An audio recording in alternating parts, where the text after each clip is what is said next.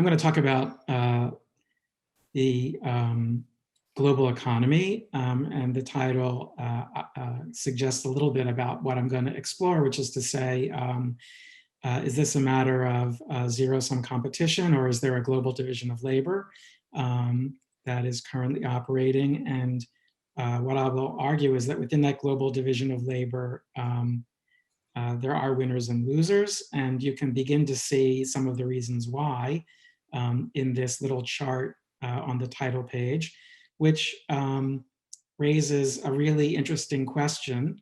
And the interesting question that it raises is, how is it possible that Tesla, which is a very small manufacturer of relatively moderate, I'll just say moderate quality cars, can have a market capitalization that exceeds that of Toyota, VW, and Daimler, which makes Mercedes, combined, even though those firms make cars in the millions and Tesla struggles to make cars in the hundreds of thousands.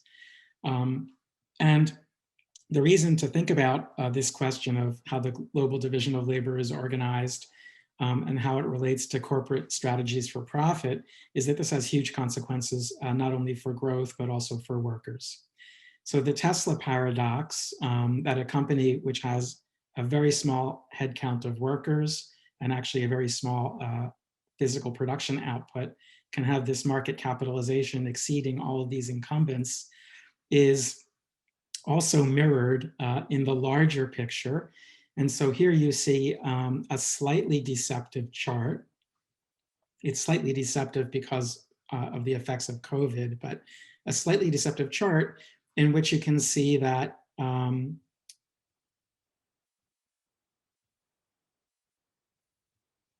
just getting my cursor here, in which you can see that the combined market capitalization of Facebook, Apple, Amazon, Alphabet is Google, Netflix, and Microsoft is approximately the same scale as developed Europe and the Middle East, and exceeds the market capitalization of firms in the developed Pacific. So this is a really weird thing, right? How is it that these 6 firms, which employ very few people, Amazon actually employs a fair number of people, but many of them, as we'll find out, are on contract. But how is it that these firms, which employ very few people and have a relatively small physical capital footprint, can have a market capitalization as large as a continent? And so to understand that, we have to look at the strategy and structure that these firms are pursuing. And I take strategy and structure from Chandler, Alfred Chandler, the great historian of American business. And Chandler defined strategy as, in these somewhat opaque words, as the determination of long-term goals and objectives for an enterprise, and then the adoption of courses of action and allocation of resources for carrying out these goals. So what you can see here is strategy is about how you plan to get profit. Structure is about how you actually will create an organization to capture that profit. And Chandler, for those of you who know the varieties of capitalism literature, is exactly the inverse of varieties of capitalism. For Chandler, it's strategy that determines structure, not the other way around. And when we think about the broad sweep of capitalism after the Second World War, we can distinguish 2 different broad phases. And the first generally goes under the label of Fordism. And in Fordism, corporate strategy and structure was a strategy of generating oligopoly or monopoly profit. And then the structure there was control over physical capital embedded in a legally vertically integrated firm. And we know historically that this typically involved some kind of labor compromise, because if you have a lot of physical capital in a big vertically integrated firm, any production shutdown radically reduces your profitability. So Fordism typically is associated with labor compromises and some sharing of those oligopoly and monopoly profits with workers. But that's not where we are now. Where we are now is what I'll call franchise capitalism, what some people have called intellectual monopoly capitalism, what other people call the knowledge economy, which I think is a bad label. And in this modern phase, this contemporary phase, corporate strategy is about generating monopoly profits through control over intellectual property, and that's patents, copyright, brands, and trademarks. But critically, embedded in a legally disintegrated value chain in which the lead corporations exert a high degree of de facto control over the subordinated firms in the value chain. And the thing about this, in terms of labor, as we'll find out, is that the key firms here, the ones that actually have control over intellectual property rights, typically have a very small human labor headcount. And this has enormous consequences for the distribution of, the redistribution of those monopoly profits. And the other important thing that we'll talk about that flows out of this is that, as we'll see, to make a very broad sweeping statement, the bulk of European or the bulk of continental European business is oriented towards older leading sectors, those that characterize the early to mid 20th century, whereas the bulk of American research and development is oriented towards businesses that are part of that quote unquote knowledge economy, or as I say, franchise capitalism. And the most important thing to take away from this first little bit is the following bit of data. And it's usually ignored in most studies of the economy. People talk a lot about capitalism, but they sometimes seem to forget that capitalism is about profits. And as it turns out, when we look at the long run profitability of most firms, it's unsurprising that monopolies make profits. But what is actually quite surprising is that very few firms have durable monopolies.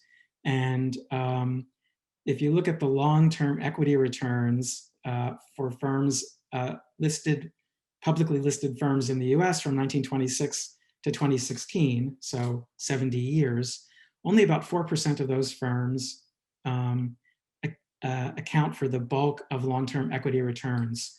Half of US firms had equity returns that were lower than the 1-month Treasury bill, which you can take as a proxy for depreciation of their capital, which means basically they were what we would today call zombie firms. The other half exceeded the cost of the 1-month Treasury bill, but not by much. And the residual, these 3.8% or 4% of firms, are the ones that account for most of the excess return. The same thing is true for global firms, where the data unfortunately force a much shorter time period, but here about 1.3% of firms account for all net returns in excess of a T-bill. And when you look at those firms, what you see is they're mostly monopolies. And when you look at those firms in terms of the ones that are around today, most of them have some kind of monopoly based on intellectual property rights.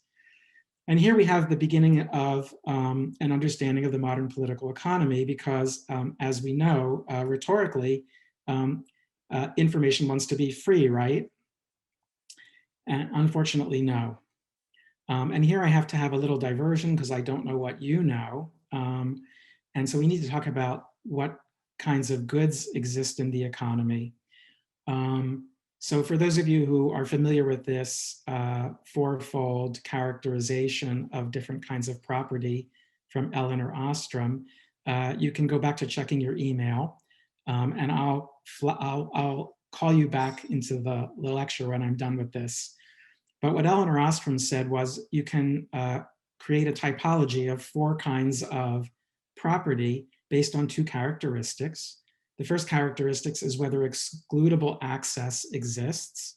If you can exclude people from a good, then you can maybe charge them a price for getting that good. But if you can't exclude them, then you have difficulty charging a price. Second characteristic is rivalry in consumption, or sometimes called subtractability. And the essence of rivalry is, does my consumption reduce your ability to consume the good? And non-rival consumption is consumption of a good where my consumption of the good doesn't reduce your consumption. So if you want to understand this dimension, you could think about oxygen in the International Space Station. That's rival consumption. If I'm breathing that air, you're not going to be able to breathe it. But if we're just standing around outside, as we seem to do a lot these days because of COVID, there's no rivalry in our consumption of that good. So here's our four types of property. Pure private goods, intuitively obvious. There's excludable access. If I own the car, you can't use it unless you give me something in exchange for that car.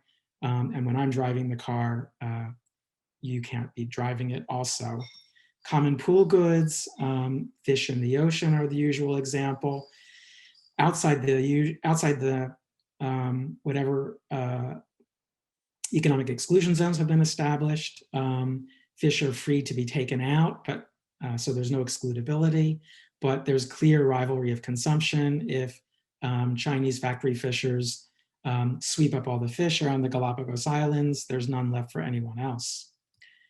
Pure public goods, and information is a pure public good, is non-excludable and non-rival. So things like an MP3 file, non-excludable. If I have this file and I want to share it with 10 million of my closest friends, I can just put it up on a server and tell them about it. And it's non-rival. They can listen to the MP3 file at the same time I do. Similarly, formula for drugs, and here we have the formula for remdesivir, are the information about that drug that allows it to be reproduced. And this information also non-rival, non-excludable. The last kind of good is club, or as I prefer to call them, franchise goods. Franchise goods are non-rival but excludable. So economists like to talk about this as a club good because their metaphor is social clubs, where you want to exclude the wrong kinds of people, but include the right kind. And the more of the right kind that you include, the better your experience. And so there you can see why it's a good with exclusion, but one in which there's not rivalrousness in consumption. And I prefer to use the label franchise because franchise in the old days meant not the right to vote, but a royal grant of a monopoly to a specific individual or group of people. And I also like it because the form of labor control that's characteristic of the franchise economy is that which the fast food franchises developed, okay? So here's strategy and structure in the modern economy.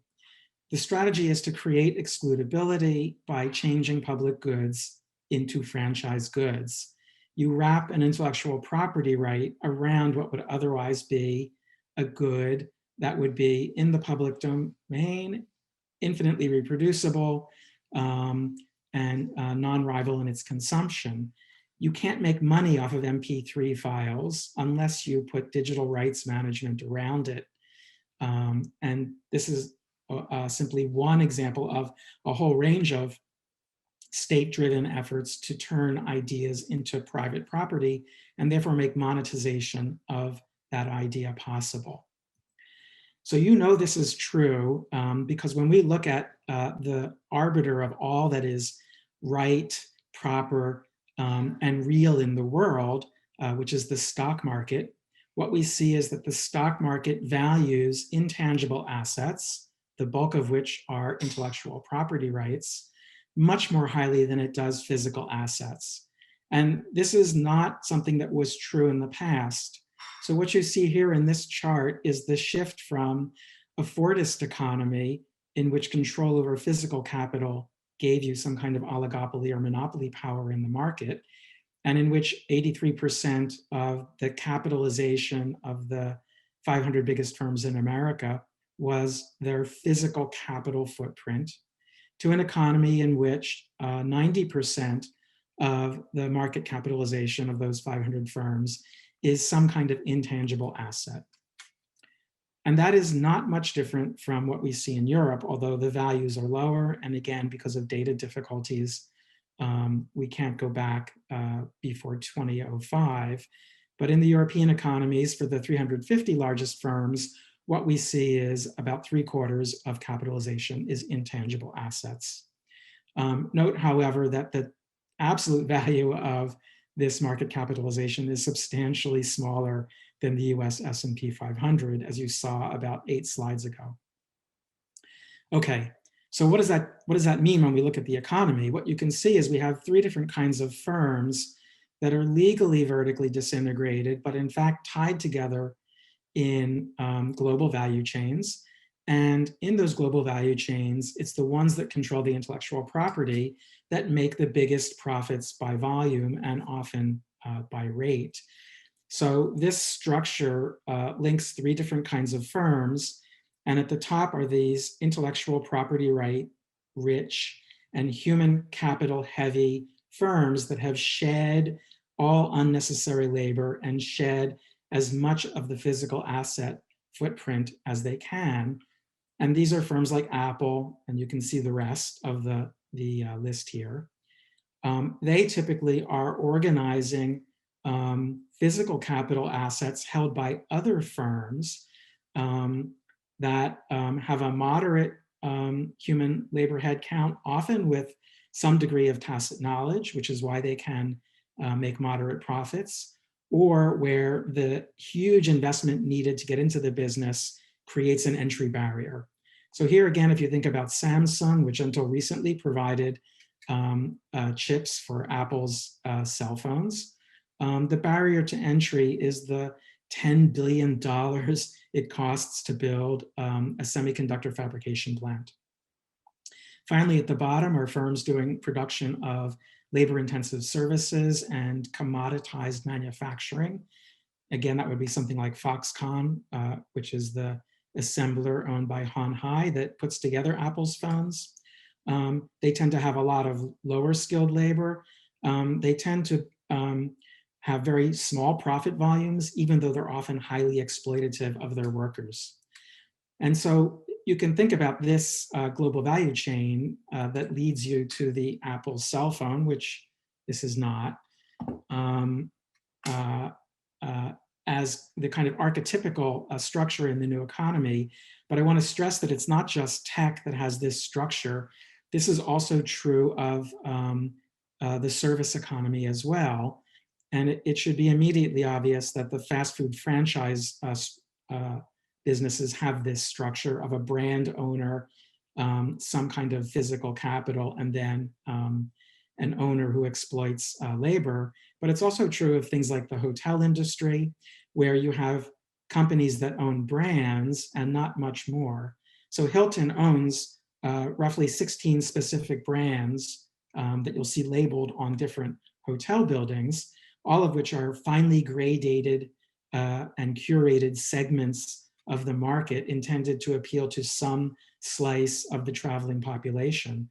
But what Hilton does not own is hotel buildings. Hilton has its labels on roughly 6,000 hotel buildings. It owns roughly 30 of those buildings. The owners of those buildings are usually, in America, real estate investment trusts, sometimes families. In Europe, it's more typically the reverse. And so here you have what I call the other Apple. Apple Real Estate Investment Trust actually owns hotel buildings. Roughly speaking, 50% of them have some Hilton brand on them, 50% have some Marriott brand on them. And there you see the essence of the new economy. Even though those brands are supposedly competing, Hilton and Marriott, the actual building is owned by the same company. And then when you walk into those buildings, the staff are usually contracted in labor from labor supply service firms like Adecco. And always a few permanent employees in the key positions. So for you visual learners, what you end up with are these two different pyramids. One is a pyramid of headcount, which is small in the IPR intensive firms and large in the low skill labor intensive firms. And it's the inverse of the profit pyramid, with the IPR firms capturing the bulk of the profits. Now, since everything I know I learned from John Stevens, you have to have a graph or chart that actually shows the data to make a convincing argument. And so here is the first of several of those charts. So this is the top 100 global firms' share of the cumulative profit from 2010 to 2018 for roughly 11,000 global ultimate owners. So all the big firms that have over $500 million of revenue at any point in time between 2010 and 2018. And to make life easy, I just took the top 100 because one of the facts about the modern economy is the incredible concentration of profit, which you have already seen in the slide on excess returns. For those of you who know what a Gini index is, both in the Fordist era and the current era, the Gini index for cumulative profits in the US was typically around 0.88 or 0.9. For those of you who don't know what that number means, one would mean that only single firm captured all profits. 0 would mean equal profits across all firms. And to anchor these numbers in some sense of reality, Scandinavian societies typically have an income Gini index of around 0.25 to 0.28. And one of the most unequal societies in the world, South Africa, has a Gini index of 0.6. So the Gini index of 0.88 or 0.9 or 0.92 that we see in the modern economy indicates a level of inequality across firms for profitability higher than income inequality in South Africa. And so that's why you only need to look at the top 100 firms to see what's going on. And what you can see here is that the firms that are whose profitability is largely a function of intellectual property rights. So pharmaceuticals, firms whose market power comes from controlling brands, that would be our hotels, fast food franchises, or copyright, think Disney, or the tech sector, cumulatively account for about 1/3 of all global profits. Whereas firms that are doing things that are more physical, telecoms, autos, and then oil, which had quite high profitability for a big chunk of this period because of the oil shock related to China's industrialization, account for 1/3, and then finance accounts for the final 1/3. And I won't go into this right now, but if you want, you can ask me in the Q&A. There are a lot of reasons to think about finance as being an intellectual property rights business. So the intellectual property rights firms capture a huge volume of global profit, and they have structured the economy both inside their own home markets and in their global operations to expel physical capital and expel labor. And that produces the kinds of labor exploitation that we see today. So here we can now think about America versus Europe or America and Europe. And the answer is, of course, that it's both. It's American intellectual property firms, again, to be very broad about this, versus European physical capital firms. At the same time that it's American intellectual property firms that organize value chains that engross those European physical capital firms in many cases. And again, because everything I know I learned from John Stevens, you have to exclude the Nordics, or at least the Nordics net of Norway, from this. So US firms and many Nordic firms, as I say here, unbearably light, meaning intellectual property heavy. EU continental firms, unbearably heavy in terms of physical capital. And you can see that again if we look at Apple, which incorporates gyroscopes from STM, a French-Italian firm, or from Infineon, which I think is these days headquartered in the Netherlands, but is originally a German firm. So what this means is, since the bulk of profits go to the IP firms, and firms farther down the chain are more constrained, this limits the ability of those firms farther down the chain to pay good wages. And in the US, this looks like this produces a hugely unequal economy. In Europe, it's less so on a post-tax and transfer basis because of more robust and effective welfare states. But the fundamental structure here is like that of the franchise firms in fast food, where you have, again, a brand owner like McDonald's or Pizza Hut, who charges some franchisee a flat fee as a flat percentage fee of gross revenue, and therefore has a relatively guaranteed stream of profits and no employees, while franchisees have very little control over their operations, essentially only controlling labor costs, which then leads them into the kind of hyper-exploitation that you saw in the movie Parasite, where our poor Korean family is on an ad hoc basis assembling boxes for the pizzeria. Movies aren't real life, so here's the real life numbers. This is the US labor force approximately 2 years ago. So 194 million adults able to enter the labor force. And we conventionally cut that off at 64 or 65. Not everybody will work until they're 102, like John. Of those, 150 million roughly were in the labor force. Of those, 122 million are in the civilian economy. And of those, approximately 45% were low-wage workers, where low wage was defined as earning less than 2/3 of the male median wage, which again in real terms means this: $10.50 an hour and about $18,000 annual income. This is the bottom of those value chains. These are the people you see in McDonald's. These are the people you see who are working as contract janitors, security personnel, the people who hook up your Comcast, people who deliver your Amazon packages. These are your coders and university administrators. Okay, so that's the labor side. What about the question of where things are going?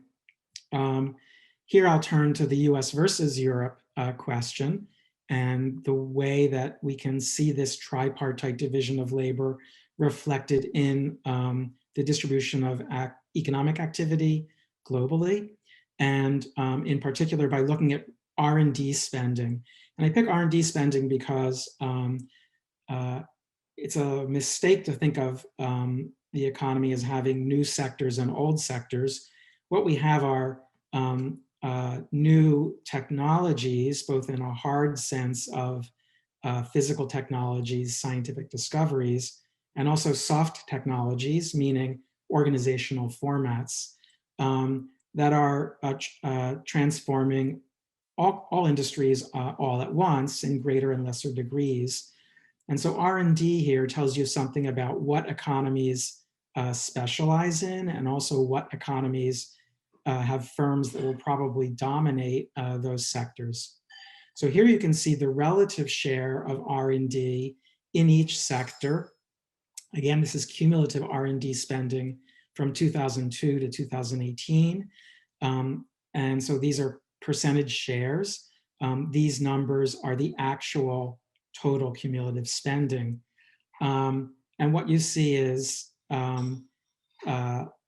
one, the general dominance of the US in R&D spending, which is out of proportion to US GDP share, with the exception of vehicles, and I'll say some words about that in a minute. What you see is the somewhat lower share of the continental European economies in what we think of as new high technology industries, or IP, intellectual property industries, with the exception of pharmaceuticals. So relatively speaking, what you see here is US dominance of R&D and healthcare equipment, which unfortunately post-COVID is even more important, but is what we're really talking about here is scanning devices, robotics, things like that. So high tech, software, obviously, tech hardware, and then pharmaceuticals. When you look at absolute R&D spending, the contrast between the US and Europe is even stronger. So this is absolute spending in terms of billions of euro, and by sector, and then country groupings for each sector. And so you can see in pharmaceuticals and chemicals, and in tech hardware and in software, and even a little bit in industrials, the dominance of US firms in terms of making research and development investments for hopefully future productivity growth. Where you see the European firms being strongest is in vehicles, which is a physical capital heavy, physical capital intensive industry. And then in pharmaceuticals and chemicals, you also see a European presence. We didn't say much about Japan, but you can see Japan in tech hardware also has a large footprint. These other sectors tend to be small, and I will comment about industrials that a lot of this is about defense. So when you think about the global economy in terms of US versus Europe rather than US and Europe, what you have are, again, broadly, an economy oriented towards the generation of intellectual property, which is the US economy, versus economies that are oriented towards the manufacturing of things. And those firms that are oriented towards the manufacturing of things are quite concerned about how they're going to retain profit share in the face of the growing importance of software and other intellectual property in terms of who gets profits from any given value chain. And that's what gives you something like this, which is a bit late, actually. So this is from last month. VW announced it was going to spend 60 billion euro trying to catch up in software. And that's because software and electronics now comprise roughly 25% of the value of a car. The things that we used to think of as being important, like the engine, et cetera, comprise a lot less. And so VW here is trying to catch up to Tesla. If you go back to that very first slide, why is the stock market valuing Tesla so much more than VW, despite the disproportion in the number of cars each produces? The answer is that the stock market looking forward believes or understands, could be either, could be both, believes or understands that the value of a vehicle is going to be much more the software that runs the vehicle than it is going to be the physical bits that go into it.